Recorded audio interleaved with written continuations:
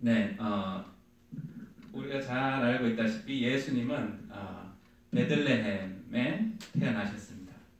그럼 이제 우리 한번 생각해 봐야 됩니다. 베들레헴 우리 안 가보셨죠? 오늘 베들레헴 한번 가보겠습니다. 자, 베들레헴은 이렇게 지도에 보시면 여기 그 이스라엘 보이시죠? 이스라엘 옆에는 요르단 나라가 있고요. 그 사이가 이제 그 요단강이죠. 세례 요한이 세례를 베풀던 요단강. 그리고 그 제일 밑에 내려가면 큰 그 이게 호수가 있는데 그게 사해입니다. 사해. 지금도 거기 관광을 많이 가는데 거기는 이제 물이 소금기가 너무 많아가지고요. 그러니까 물 속에 사는 수중 생물이 하나도 없어요. 근데 대신에 이제 거기 가면 다 소금인데 사람이 가면 그냥 둥둥 뜹니다. 소금이 워낙 농도가 진해가지고. 그래서 그 어떤 사람은 이제 옷을 거기다가 한 1년을 넣어놨더니 막 그 소금이 다 붙어가지고 완전히 새로운 소금 옷이 되어버렸어요. 그러니까 그런 식의 이제 그게 있고 그 위쪽으로는 보면 이제 그 시리아 알죠? 시리아 다마스커스가 나오는 거기에는 지금 내전이 거의 뭐 10년 이제 계속 이렇게 이루어지고 있고 그 다음에 올해 무슨 일이 있었죠? 그 왼쪽에 보면 레바논이라고 하는 나라가 있는데 거기에 수도가 베이루트인데 거기에서 이제 그 저장하는 창고 공항 근처에서 폭발 사고가 있어가지고 많이 죽었고 그다음 피해가 굉장히 컸다라고는 뉴스를 아마 다 보셨을 겁니다. 그래서 이제 그런 일들이 많이 일어나고 있는 그 지역인데 이제 거기에 붙어 있는 이스라엘이 그렇게 붙어 있고요. 그 이스라엘에 이제 그 이제 이스라엘 자체적으로는 예루살렘이 수도라고 얘기하는데 다른 나라들이 수도를 예루살렘으로 인정해주지 않고 이제 어디를 해주냐 텔아비브라고 하는 데를 이제 그 수도는 아니지만 그들의 이제 각 나라의 대사관들이 다 저 텔아비브에 있습니다.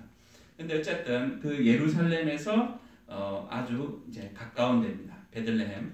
이제 예루살렘에서 한 뭐 5km 5마일 정도 밖에 떨어져서 아주 가까운 그런 게 이제 베들레헴인데 저기에 예수님이 태어나신 거예요. 그래서 이제 거기에 가면 요게 이제 그 도시입니다. 근데 지금은 이제 이스라엘의 관할 구역이 아니라 팔레스타인 자치 지역에 있기 때문에 이제 뭐 함부로 들어가지는 못하는데 그래도 많은 사람들이 이제 여행을 저곳에 갑니다. 이제 저기에 가면 뭐가 있냐면 예수님 탄생교회라는 곳이 있습니다. 이제 1층은 이제 로마 정교회의 교회를 그 위에 세워놨기 때문에 저렇게 큰 건물로 되어 있는데 처음부터 이제 저렇게 지은 건 아니고요. 이게 그 이제 예수님 시대에 뭐 제자들이 이제 예수님 어디에 태어났다 이런 얘기를 다 들었을 거 아니에요. 그래서 그거를 그 이제 2세기 때에 있었던 저스틴 머러라고 하는 이제 순교 당하신 분이 있는데 그분이 또 거기 가서 그 동굴이 있는 것을 발견을 했어요. 그래서 거기가 예수님이 태어난 곳이다라는 것을 이제 알려주는 그런 문헌이 있고 그리고 이제 그 콘스탄틴 이제 황제 로마 황제가 313년에 이제 그 기독교를 국교로 이제 이렇게 칙령으로 내려서 정하고 난 뒤에 그 어머니가 또 이제 크리스찬이었기 때문에 그 어머니가 이제 돈을 대 가지고 이제 저기에 첫 교회를 세운 거예요. 그게 330년에 그 예수님 돌아가시고 한 뭐 300년 후에 이제 예수님 태어났던 곳에다가 교회를 지은 거예요. 정확하게 이제 위치를 찾아가지고. 근데 지금 이제 그 동굴 있던 거기를 이제 파가지고 좀 더 넓게 하면서 거기에 건물을 지었는데 이제 그 장소가 이제 이 안에 들어가는 게 있습니다. 이제 1층에는 아까 그리스 정교회라고 그랬는데 이제 거기에 지하로 내려가면 이제 예수님이 있었던 그 동굴, 예수님이 태어났던 그 동굴을 모양을 하고 그리고 여기 이게 그림 자세히 보시면 여기 바닥에 별 모양이 있습니다. 그 별 모양이 예수님이 딱 태어났던 그 장소라고 표시를 해놓은 거예요. 그리고 이제 그 옆으로는 보면 이제 그 마구간에 예수님을 뉘었던 이제 말구유가 있던 자리, 그래서 예수님 거기 누워있다 그래서 그 옆에 그것도 다 보관이 되어 있습니다. 자, 그래서 이제 베들레헴에는 정말로 예수님이 태어났던 자리에 교회가 저렇게 세워져 있고 예수님이 태어났던 자리에 저렇게 정확하게 표시까지 다 되어져 있습니다. 자, 그러면 우리가 한번 생각해 봐야 됩니다. 예수님이 왜 다른 데도 많이 있는데 베들레헴에 굳이 태어나셨을까? 한번 궁금하지 않으셨어요? 아니 이스라엘에 땅도 넓고 다른 데도 많은데 굳이 왜 베들레헴에 태어나셨을까? 자, 그 첫 번째 이유는 예언의 성취라고 볼 수 있습니다. 그러니까 하나님의 특징은 어떤 거냐? 하나님이 자신이 하나님이라는 것을 어떻게 나타내냐? 미리 내가 이렇게 할 거야 라고 얘기를 합니다. 그리고 그것을 성취를 해냅니다. 그러면 이제 사람들은 알 수 있죠. 이거는 이제 뭐 내가 내일 하루아치도 우리가 사람이 알 수 없는 게 인간인데, 그래서 실제 교통사고 같은 경우에 보면 1초 앞을 몰라서 사고가 나잖아요. 그러니까 1초만 먼저 멈춰도 사고가 안 날 수 있는데 1초 일찍 못 멈춰서 사고가 난단 말이에요.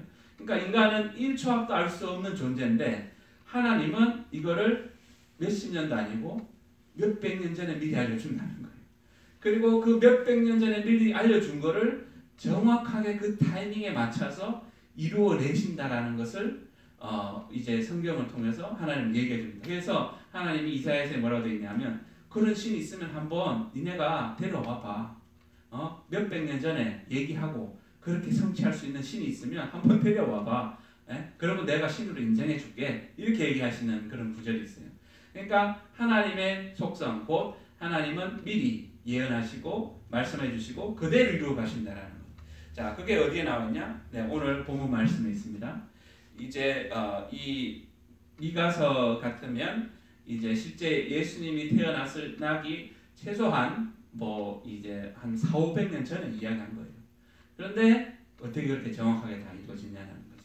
자, 오늘 본문 말씀 이렇게 돼 있죠. 베들레헴 에브라다야. 그러니까 그 베들레헴이라고 하는 작은 동네 안에 또 이제 저희 시골 같으면 제가 양천동에 사는데 양천동 안에 중리라고 또 있어요.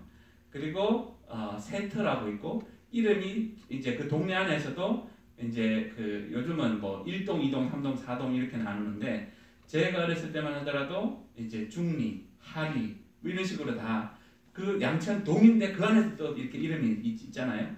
그것처럼 베들레헴 안에 에브라다라고 하는 지명이 있는 거예요.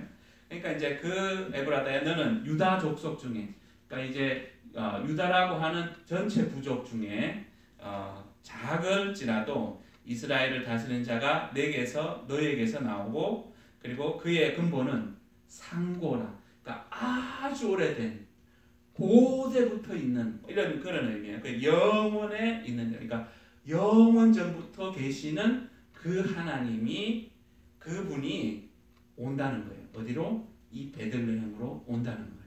그러니까 이거를 몇백 년 전에 예언을 해놓는데 몇백 년 후에 그대로 이루어진다는 거예요. 이거 어떻게 가능하냐? 그러니까 이거를 전능하신 하나님이 아니면 절대 알 수도 없고 할 수도 없고 이룰 수 없는 거를 하나님이시기 때문에, 왜? 전능자이시기 때문에 가능하다는 거예요. 우리의 인간의 머리로는 이해가 안 되죠. 자, 그리고 또 이 의미는 무엇이냐? 하나님은 역사를, 우리는 이제 이 나라가 강해서 싸움 잘해서 이겨서 이 나라가 이제 그 권세를 가지고 어느 나라를 멸망시키고 어느 나라는 또 다시 생기고 또 해가고 또 싸워가지고 또 어느 나라가 계속해서 그냥 쭉 이루어진다라고 생각을 했는데, 막상은 보면 하나님이 그 역사 뒤에서 모든 것을 다 주관하고 있다는 것을 의미하는 거죠. 자, 그러면 그리고 또 그 역사뿐만 아니라, 인간의 역사뿐만 아니라 하나님이 우리 인간을 구원하기 위해서 일하신 그것들을 계획하시고 이루어 나가는 것을 또한 나타낸다는 거죠. 그러니까 예수님이 이 땅에 오신다라는 이야기는 하나님이 우리를 구원하시기 위해서 계획 세워놓으셨다는 것이고, 그 계획을 실행하신다라는 의미거든요. 그러니까 우리 인간의 구원에 대한 계획과 그것을 이루어 나가시는, 성취하시는 그 하나님이라는 것을 확정해 주는 겁니다. 자, 그래서 그러면 이제 새로 올 메시아라고 하는 예수님이 이제 베들레헴에 태어나야 되는 이유에 대해서 이제 이사야서 11장 1절에서 이렇게 이야기합니다. 이새의 줄기에서 한 싹이 나며 그 뿌리에서 한 가지가 나서 결실할 것이요. 그러니까 이새는 이제 다윗의 아버지입니다. 그래서 이 베들레헴에 이제 이 우리가 그 성경에 보면 룻기라고 있습니다. 사사기 다음에 나오는 이제 그 룻기가 나오는데 그 룻기에 이제 나오는 주인공이 누구죠?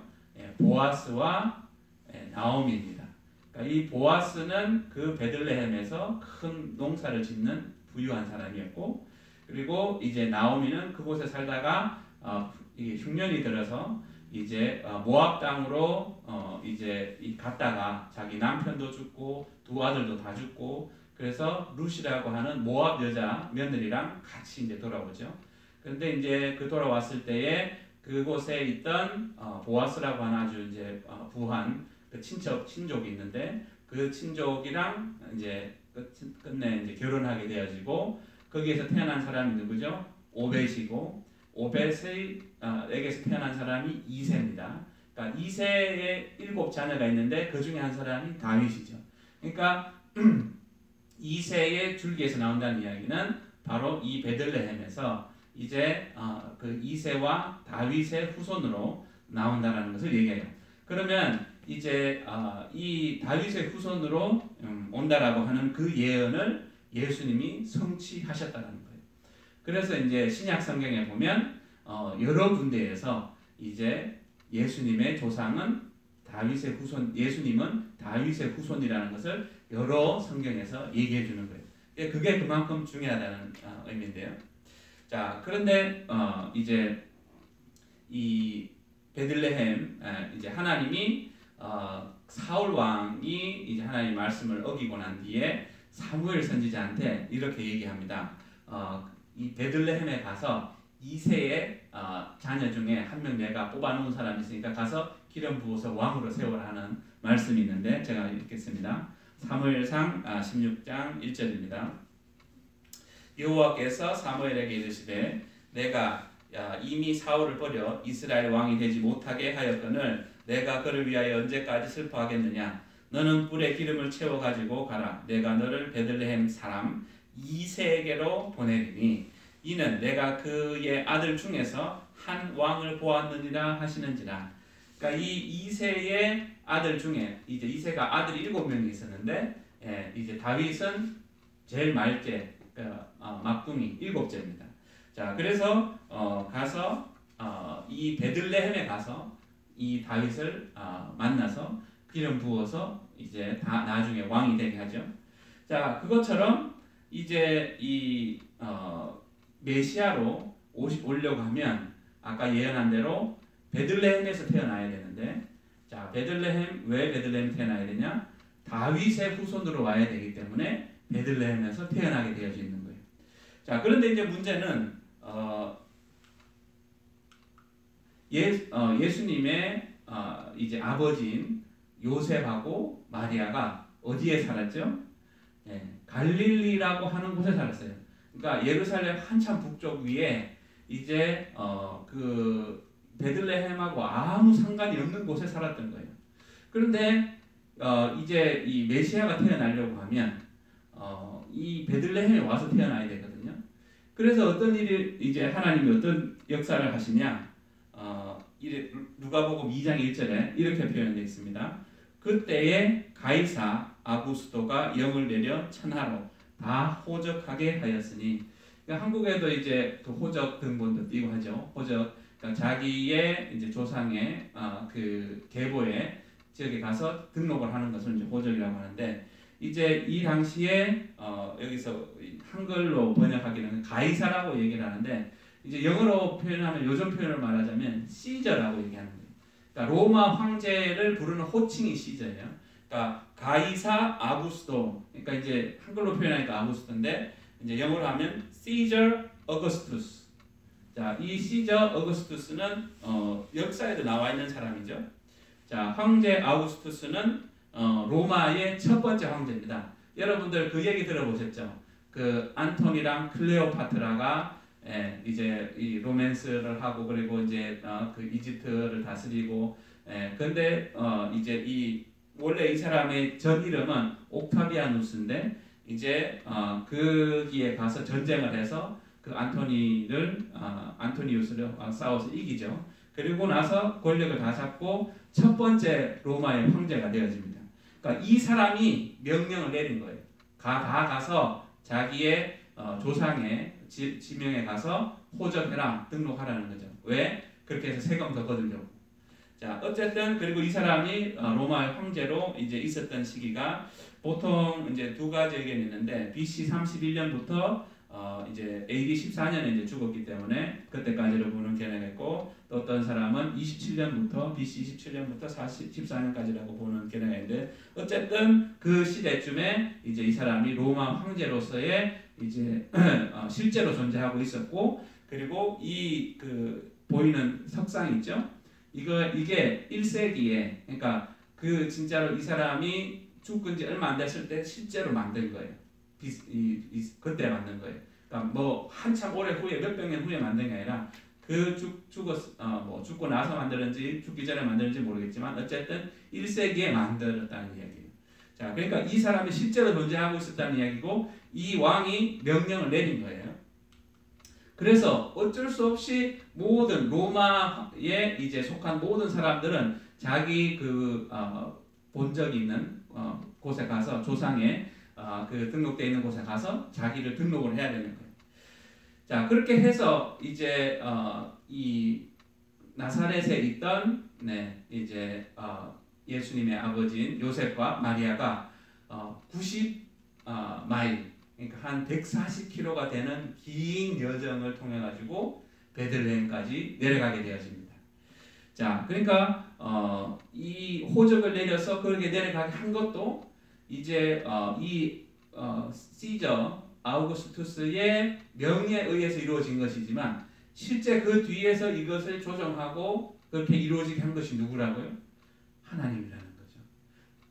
이 구원의 역사를 위해서 하나님이 그런 세세한 것까지도 이루어지게 하고 그렇게 해서 실제로 이제 이 예수님이 베들레헴에서 태어날 수밖에 없게 만드신 거죠. 자, 그리고 이제 이 베들레헴이라고 하면 그 의미 자체가 이제 히브리어는 이 베트라고 하는 것과 레헴으로 구분이 되는데 베트는 이제 집을 의미해요. 집. 그리고 레헴은 빵을 의미해요. 그러니까 영어로 말하자면 the house of bread예요. 그러니까 한국말로 하면 좀 그런데 빵집이에요. 빵집. 그러니까 그 이야기는 그만큼 이 빵을 만드는 곡물을 많이 키운 지역이에요. 그래가지고 이 지역에서 뭐를 했냐면 이제 그 예루살렘에 성전이 있잖아요.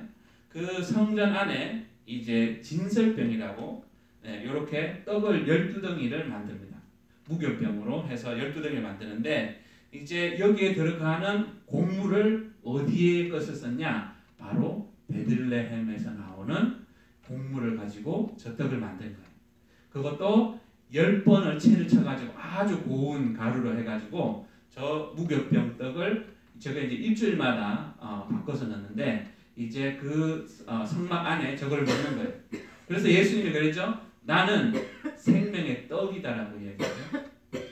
자, 그 이야기는 이제 주님의 임재로 가까이 나아가게 되면 이제 우리의 영혼이 공급받을 수 있는 생명의 떡을 공급받을 수 있는데 그것처럼 예수님 자신이 생명의 떡이다. 그리고 이제 성찬식 할 때 뭐라 하죠? 내 몸이다. 그러면서 떡을 나눠서 주시죠. 그러니까 이 주님의 이제 임재로 나아가게 되어지면 주님 앞에 가까이 나아가게 되어지면 우리의 속사람이 생명의 떡을 공급받는다는 걸 의미해요.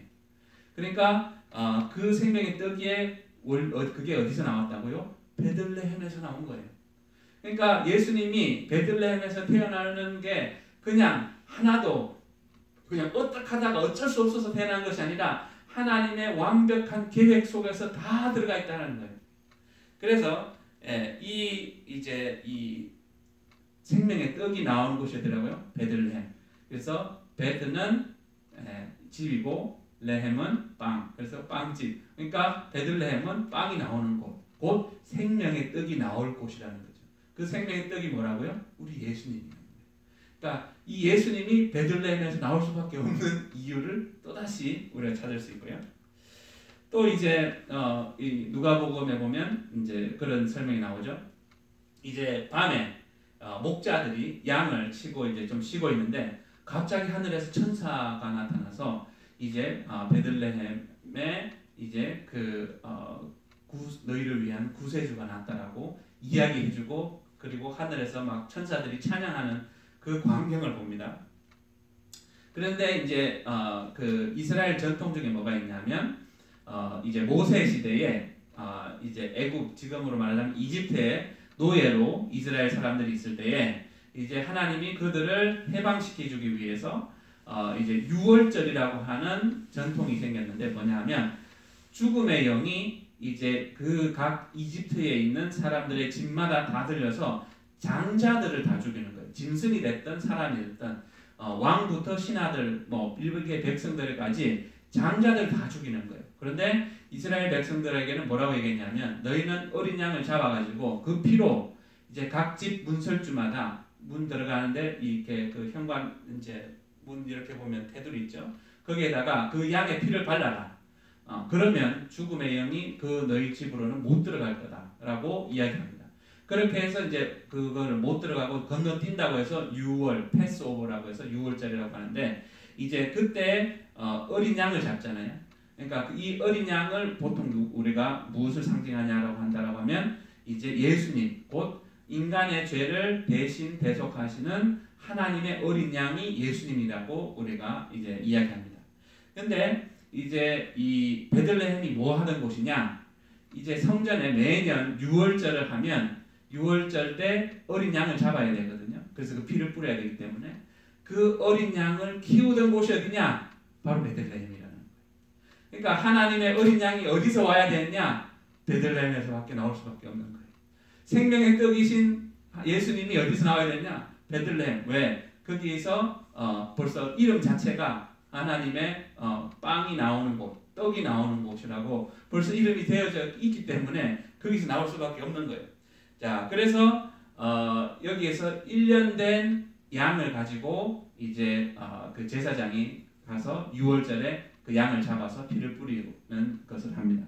그러니까 이제 그 목자들한테 이제 천사가 나타나고 이제 이것을 알려주는 이유가 이거는 이제 제 개인적인 생각인데 아마 야 너희의 이제 최종적인 그 어린 양, 그 6월절 그 어린 양이 진짜로 이제 사람으로 태어나셨어라는 것을 이 목자들한테 알려주는 것이 아닌가라는 것을 생각을 해봅니다. 자 그리고 이제 이거는 이제 보너스인데요.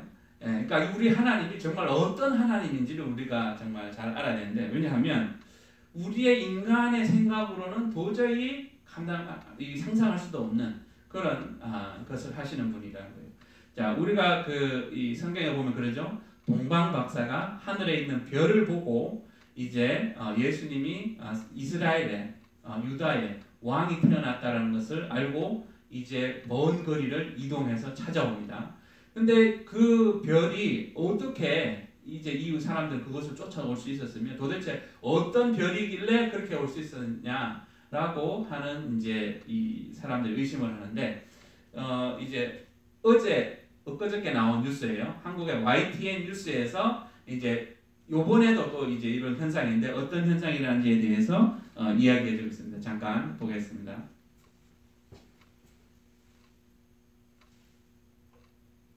크리스마스를 앞두고 밤하늘에는 마치 성탄 선물처럼 목성과 토성의 우주쇼가 펼쳐집니다. 두 별이 800년 만에 가장 가까이 접근하는 건데 이 현상이 예수의 탄생지로 동방박사를 인도했던 그 별이라는 학설도 있습니다. 정혜윤 기자가 보도합니다. 크리스마스를 앞둔 밤하늘에 두 개의 별이 모습을 드러냅니다. 태양계에서 가장 큰 별 목성과 예쁜 고리를 지닌 토성입니다. 두 개의 별은 20년 만에 한 번씩 가까이 다가서는데 올해 거리는 우리가 볼 수 있는 상황에서 800년 만에 가장 가깝습니다. 내일 오후 6시 무렵 남서쪽 하늘을 보면 붓으로 그린 듯 아름다운 초승달 옆에 목성과 토성이 빛나며 환상적인 장면을 연출합니다. 목성과 토성은 매일 거리가 점점 가까워져 오는 22일 새벽에는 두 별이 마치 하나처럼 붙어 보이게 됩니다. 목성과 토성의 대근접을 두고 해외에서는 크리스마스 별이라고 부르며 의미를 부여하고 있습니다. 예수 탄생을 축하하기 위해 길을 나섰던 동방박사를 인도했던 그 별이라는 겁니다. 이번 목성과 토성의 최근접 현상을 두고 크리스마스 별이라는 이름이 붙고 있습니다. 예수님 탄생 당시 동방박사를 이끌었던 예루살렘의 별도 이번처럼 목성과 토성 혹은 목성과 금성의 근접 현상이었을 가능성이 큰 것으로 알려져 있습니다. 마치 성탄의 선물처럼 밤하늘을 수놓는 목성과 토성의 만남. 연말의 마지막 우주쇼는 17일과 21일 YTN 홈페이지와 유튜브를 통해 실시간 화면과 해설로 만나볼 수 있습니다. YTN 정혜윤입니다. 그러니까 이 인간의 계산으로는 절대 나올 수 없는, 거기에 어떻게 예수님 태어날 때 저런 게 나오도록 하나님이 맞출 수 있었을까요? 그러니까 하나님이 그렇게 모든 것을 다 주관하고 있지 않으면 절대 맞출 수 없다라는 이야기거든요. 그러니까 우리 하나님이 어떤 하나님이다? 정말 전지전능하신 하나님이다. 그러니까 미리 이렇게 될 거야, 어디에서 내 구원자가 태어날 거야 라고 알려주시고, 심지어 이름도 그렇게 짓게 하고, 그리고 거기에 맞는 모든 일들이 발생하게 하고, 그리고 심지어 하늘의 우주, 여러분들이 아시는지 모르겠지만 우리 지구가 이렇게 자전을 하잖아요. 그러니까 자전은 이제 스스로 이렇게 혼자 도는 건데, 이게 그 북극과 남극을 제외한 이제 이 적도 부근 되면 시속 1600km. 그러니까 엄청 빨리 도는 거예요. 그러니까 우리 한국의 위치 정도 되면 시속 1200km. 그러니까 우리 그 일반 한국 갈 때 비행기 타면 빨리 나오면 한 800km, 900km 나오거든요. 그것보다 더 빨리 지구가 돌아요. 네. 그것뿐만 아니라 이제 이 지구가 태양을 돌잖아요. 태양을 도는데 그 속도가 뭐 1초에 30km? 1초에 30km 가는 거예요. 1초에 벌써 30km 가는 거예요. 그만큼 빠르게 돌고, 또 그것만 돌니까 이제 태양계 자체가 또 돌잖아요. 공전을 또 한다거든요. 그러니까 이거를 맞춘다는 것 자체는 우리 인간으로서는 상상할 수 없는 거라는 거죠. 그런데 이거를 누가 하신다? 하나님이 하신다는 거죠. 왜? 그분은 전지전능하신 분이시고, 그리고 이제 우리 인간들이 알 수 있도록 이렇게 사인들을, 징조들을 곳곳에 여러 가지를 통해서 다 알려주고 계시다는 거죠. 그것을 우리가 깨닫고, 그것을 이제 하나님이 정말로 전지전능하시고 우리를 구원하시기를 원하셔서 정말 그 하나님이 이제 독생자를, 예수 그리스도를 베들레헴에 그래서 미리 예언해 놓으신 대로 다윗의 후손으로, 그리고 베들레헴 에브라다에 태어나게 하시고, 또 그곳이 하필 떡이 나오는 곳이고, 또 하나님의 어린 양을, 유월절 어린 양을 키우는 곳이고, 어떻게 그렇게 다 맞게 해서 이 역사를 이루게 하시는지, 그러니까 그분의 능력이 엄청나시다는 거죠. 자, 그러면 우리가 뭘 깨달을 수 있어야 되느냐?